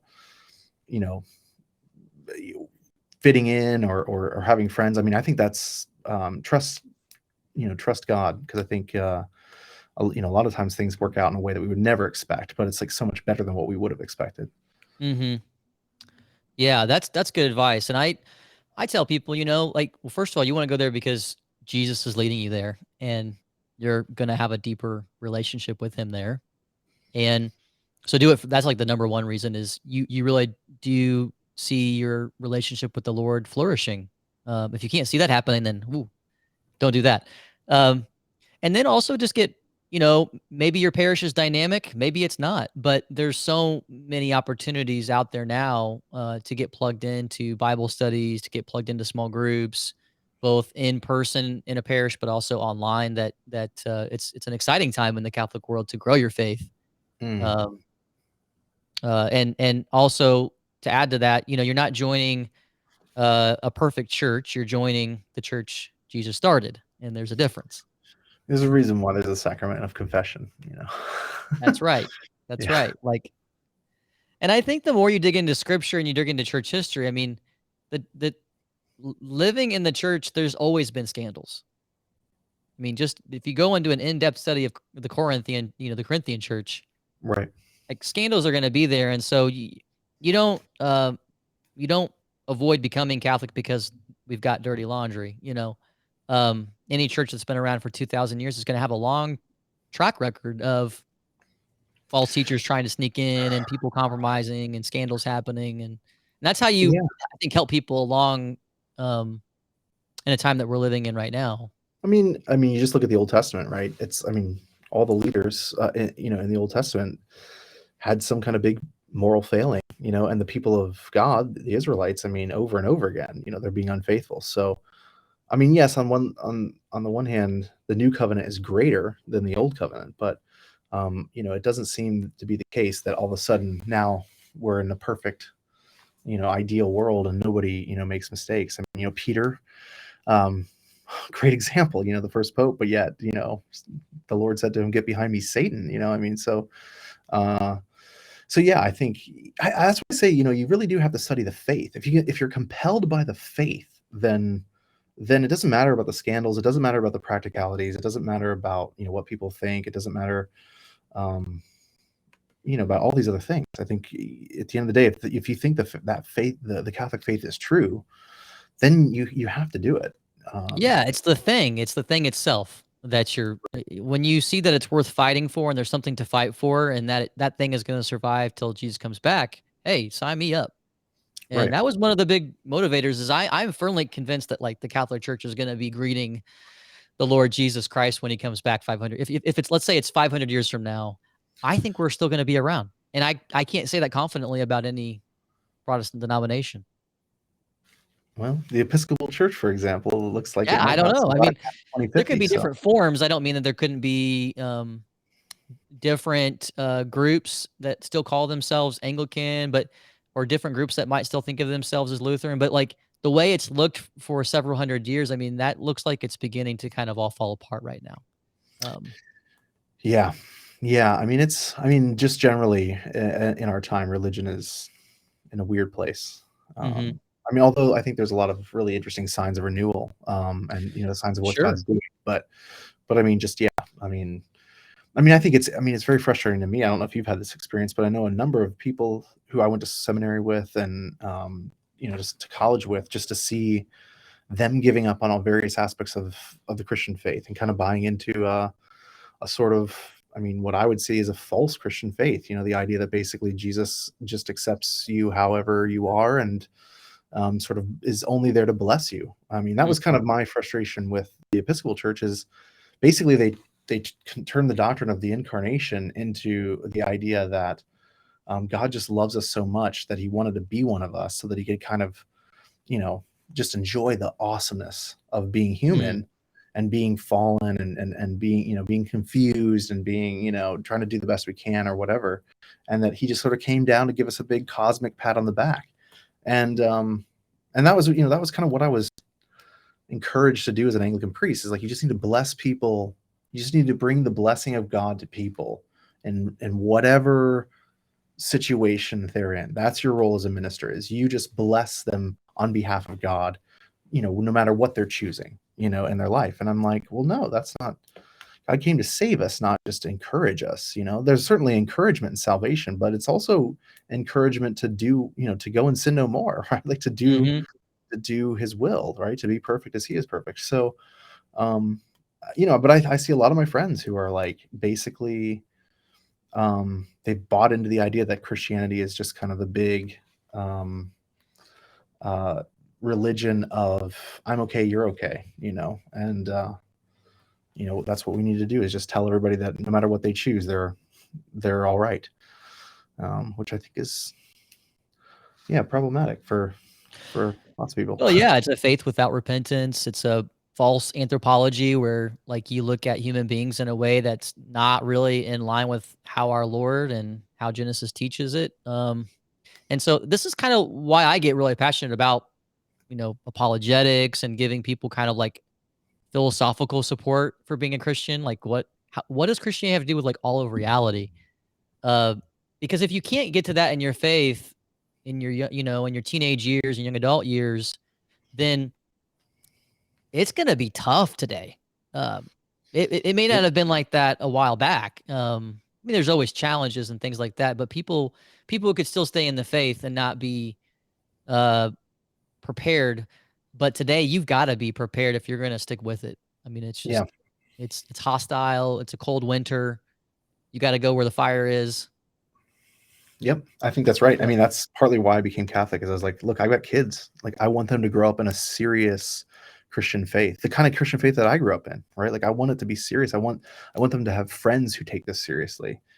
And I was looking around in the Anglican world, and it's like there are not youth groups like there in by and large in most places, right? Like most of the time when you become a teenager, you're done with this. I mean, if you even last that long, I mean, if there are even young families in the church, I mean, a lot of Anglican churches is mainly elderly folk. And so, yeah, I mean, I wanted to go to a place where the kids would be encouraged in their faith, would have good friends who took the faith seriously, and that they, I guess, for me, it's like, okay, look, I can't control whether or not they're going to always be faithful, right? Whether they're going to make their faith their own. But what I can do, as well as I can at, is make sure that they have all the information that they need, and that they have seen the most compelling form of Christian faith, so that they know what they're walking away from, right? Like, I don't want them. I think that's some one of the things I get frustrated, with in some quarters of the Catholic Church. It's like, don't wash it down. Like, don't dilute this, like, don't make it easy. Make it serious, because first of all, nobody's going to take it seriously if you don't take it seriously. But, second of all, like, if you dilute it, you're not giving them the full experience of what it means to be a Catholic. You're giving them something, and then if they walk away, they might be walking away from that lame, kind of diluted version of Christianity, and not the true, faith. And so, yeah, I mean, for my kids, I want them to see Catholicism, full stop, not, Yeah, I well, want them to, like, when they Catholicism, see a but monk, they get excited. yeah, what is Like it with people like, is that a Jedi? Is that somebody like, is that a yeah, professor at, like, Hogwarts? Like, you're like, "No, it's cooler," you know? I don't, yeah, I tell you what, like, I mean, one of my first experiences, sadly, after I became Catholic, was working with this guy who was a chaplain, and after mass, he would always put his collar to the side. Man, it was so frustrating, Kyle, because first of all, I, as like an Anglican priest, knew that, like, those are your clericals. That's what you wear outside of mass, right? Like, Mhm. that's how people identify you as a priest. So if they need to go to confession, or they need to talk to somebody or whatever, they know who to go to. Like, so you wear that outside of mass. It's not a vestment that you put on. But just the idea of, like, okay, like, now I'm one of you again, like, I'm just gonna pop the collar and push it to the side. Now I can be kind of like you. It's like, I don't want you to be like me, because, No, I want the like, I want you to be my sacraments, yeah, father. yeah. Like, I want to come to you and say, hey, I'm struggling to pray, or hey, I'm dealing with this. Like, can you help me?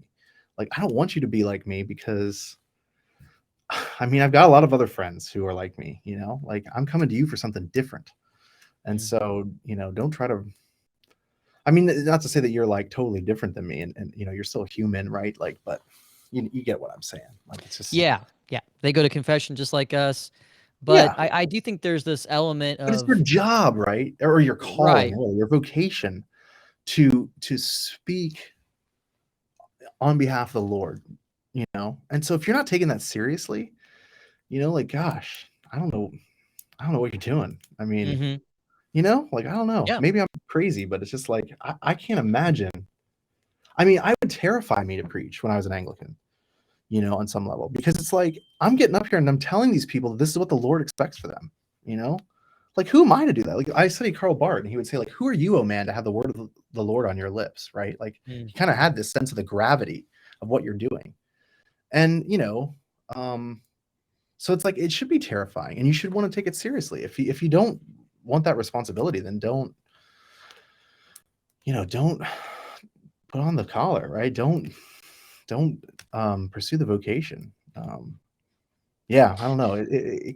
I mean, yeah, my kid's salvation depends on it. So I kind of Mhm. feel like I have a right to be concerned. Hey, if I'm at an airport and I see a priest, I can go to confession right there if I need to, if he's available. But you would have no idea if he wasn't, wearing the symbol.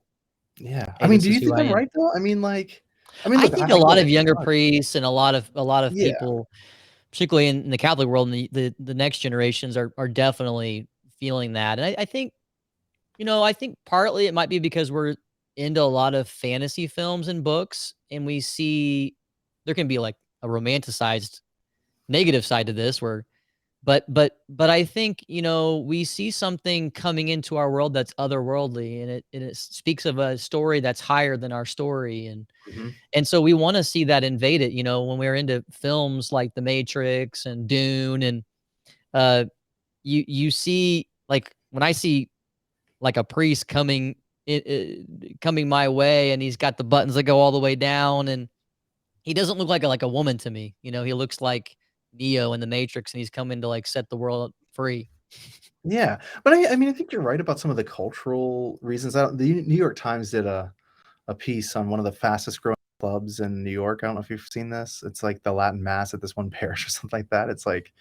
It's about all these people, like people you wouldn't expect are going to the Latin Mass in New York, I guess. Like a bunch of kind of, and for all sorts of cultural reasons, maybe similar to what you were saying there in terms of the sci-fi stuff. But but I think, at the end of the day, kind of for me, it's like, look, if you're going to become Christian, it's only because like you actually think it's true. You actually think Jesus is real, and you think that he has done something that affects not just how you feel on a given day, but your eternity, like um and so, I think that's what people want from a priest. They Mhm. don't want or maybe some people do, I guess. They just like to feel good and like to have a little laugh and learn that the priest I don't see. I never understood, like, I would get this comment as an Anglican. Like people would come to me and they would say, "Well, you talk about the saints, but like, can you tell us how they're human and how they've struggled and how they failed?" It's like, well, yeah, but I can tell you about that in myself. I can tell you,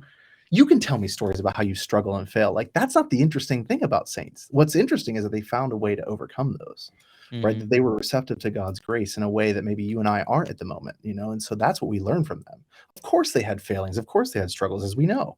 But what we really want to talk about is what God did and how they gave themselves to His grace and through various practices or whatever, through saying yes in all the little ways in their life, right? Like that's what's interesting, and I don't understand why people like what is more interesting to them is just hearing about how they're just like you and me. Yeah, like they doubted and it's like I don't know, like we hear those stories all the time. I'm not coming to the church for those stories.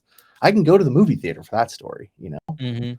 Like, I'm not going to the church for that story. I'm going for a different story. And so I guess I don't know. I really just feel passionately that um, we shouldn't be embarrassed about our faith.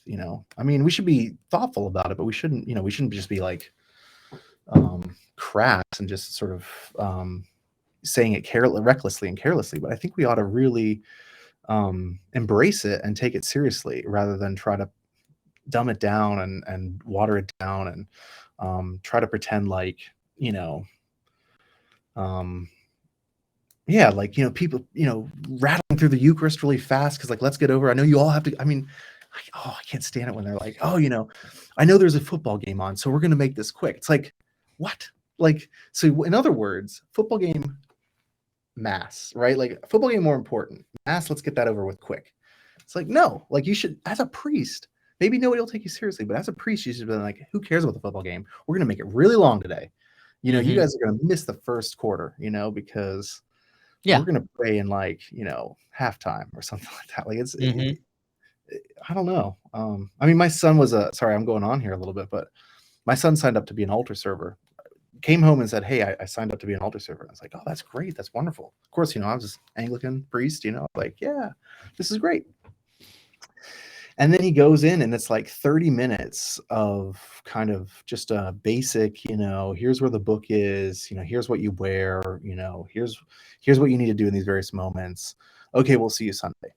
And he came home and he was like, I thought I was doing something serious, I thought I was doing something really important. I don't even know what I'm doing. Like, I don't know why I'm doing it. He was very like, I don't want to do this anymore. And my wife and I kind of looked at each other as like, this is kind of sad. Like, if he was signed up to be in football and, to play football, he would be expected to practice weekly, diet maybe, study plays, like go to games, every week, even if he wasn't playing, like there would be a lot of expectations. But yet but like, I think sometimes people look at it like, oh, we're making it easy. So therefore people will be more likely to want to do this if it's easy.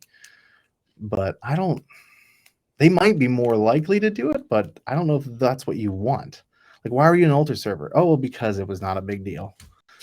Like, is that what you want the altar server say? Oh, well, you just throw on this alb and then the priest tells you to bring him the book and you do that. It's like, what else are you going to do at mass? Like, you kind of get bored if you're sitting in the pew. So at least this way you're involved. Like, do you want that to be what your altar server tells people? I don't know. Yeah, I mean, if it's something that's real, I think people expect it to have an element of challenge, and that it's going to require them to become somebody. Yeah. Because that's how reality is in all these other ways. At school, you got to study math, science, and it gets harder and harder. And then it seems like our catechesis, our Christian education, can really plateau. Like, we're not challenging them to learn the faith in the same way that we're challenging them to get up to learn calculus and physics and higher ed. And then, of course, the sports world is obsessive. It's only become more and more competitive with traveling sports on the weekends, and so it can. What seems like we're doing somebody a favor, and I would talk to parents about this quite a bit because I worked at a church, so. The only time we had left was Sunday mornings because the sports world had invaded everything else, and then traveling sports came. And they wanted me to like turn confirmation class and turn CCD into like some kind of online thing to accommodate them. So they never had to show in person at all because they're so serious about, oh, well, my son won't get into college if he's not traveling every weekend. Right. But they don't hear themselves, they don't understand that, like, your son may not end up being a Christian anymore. And what's the bigger What are you loss? teaching him, right? You're teaching him that this sport or whatever it is that they're involved with is more important than your catechesis, and more important than your faith, more important than your spiritual life. And I mean, yeah, I think it's a tragic error. I mean, a tragic error that so many, Christians and Christian leaders in our time try to make the faith as comfortable and as easy and as normal as possible. Because I think it's just not going to be taken seriously. I mean, like I said earlier, like for me, I was kind of like, okay, look, I either believe this stuff or I don't. But it seems like the Anglican world increasingly doesn't believe it. And so if that's what I'm a part of, then I'm just gonna I'm gonna stay at home on Sunday. I'm gonna get a career making lots of money. I'm not gonna become an Anglican priest. Like, you know what I mean? Like, I'm not gonna take something seriously that everybody says is kind of a joke and everybody's kind of embarrassed about.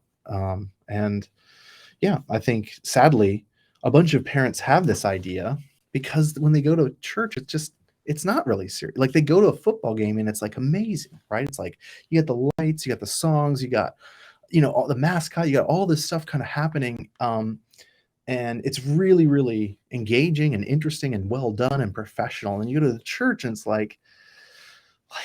just, it's like, I mean, you look at a lot of these church buildings, it's like, who thought this was like nice? I mean, it's like, who thought this was, I don't know if you saw Matt Fradd the other day. It was really funny. He was talking about, what was he talking about? But he was talking about something, and it was kind of like something that was like really bad art, or whatever. And I guess his son or something said, who would make this? Like, who, and he kind of said the same people that do liturgical abuse. It's like, oh yeah. It's like, it's just like, yeah, if you want to make this look like, if you want to make every church look like a warehouse or some sort of spaceship or whatever the heck, it's like, this is just, I don't know. It's just not worth taking seriously. And so It's no surprise that people don't. Yeah. I mean, I think you be the church as much as possible and make it weird, not on purpose, but make it what it is. And I think then people will rise to it. If you want to know why you're not getting vocations, well, why don't you wear the habit? You know what I mean? Like, because you look like everybody else. So why would I join that community? You are basically no different than like any other little group of people. So, show me that you're actually worth taking seriously, and then I'll think about joining your religious order. But if you're just trying to be like me, I can be like, that's just not compelling. I mean, it really isn't. I don't know. Yeah, and it's bigger stakes in the Catholic world because of like what we believe. Yeah. It's a little bit different than just trying to be buddy. There's something transcendent going on in the sacraments and who a priest is, in our world, and who a monk is. So, man, I could talk to you all day long, but we got to wrap it up at some point. So, thanks for coming on the show, coming on Barrel Age Faith, and I'm glad this finally happened. Yeah, no, it's good. I'm glad it happened too. Yeah, it's been a little crazy, obviously, with various things going on in both of our lives. But yeah, it's good to finally talk, and so hopefully we'll be able to do it again sometime. Man, I would love to have you come on the show anytime you want. We can talk about all different types of topics. I would love to, because it's very important. I think there's a lot of people right now peeking into the Catholic Church, wanting to know like what it's about. Can I be Catholic? And so these conversations are pretty important to say, hey, look, we were both pastors and we're both thriving. Yeah, there's issues, but there's so much. I always tell people the wells here are super deep. You've got these wells that are like 10 feet, 20 feet deep, and then the water goes dry because you can't get to the water. Well, our wells are super deep. They never go dry. That you can ignore them, you can forget about them, but they're still there. And so that's what I tell people. Yeah, I would say if you really want a personal relationship, nothing personalizes Jesus like the Catholic Church. Right. Well said. Because, I mean, you see him in the lives of the saints. You know what I mean? You can see his you can see him in the Eucharist. You know what I mean? Like, I think there's a much more rich personalization of Jesus than there is in other expressions of Christianity. That's right. Well, James, you have a phenomenal day, and enjoy that family as you go home. And we wish you the best. All right. Take it easy. Thanks, Kyle. All right. Take care. God Bye bless. now.